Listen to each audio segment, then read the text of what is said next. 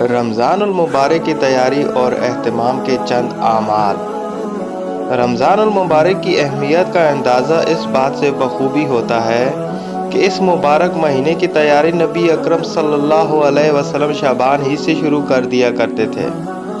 اور لوگوں کو بھی اس کی تاکید فرمایا کرتے تھے، جس طرح تاجر اپنی تجارت کا سیزن آنے سے قبل ہی تیاری مکمل کر لیتا ہے اور پھر وقت آتے ہی بھرپور منافع کماتا ہے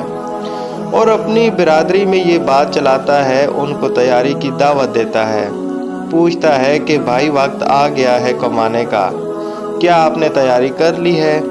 اور اگر کوئی تاجر سیزن آنے سے پہلے تیاری نہیں کر پاتا تو اس کو نقصان اٹھانا پڑتا ہے۔ اسی طرح مسلمانوں کو چاہیے کہ آپس میں اس کے تذکرے کریں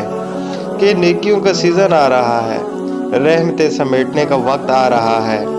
دل سے زنگ اتارنے کا مہینہ آ رہا ہے، اللہ اور اس کے رسول صلی اللہ علیہ وسلم کی محبت دل میں پیدا کرنے کا وقت آ گیا، جنت کی خریداری کا وقت آ رہا ہے۔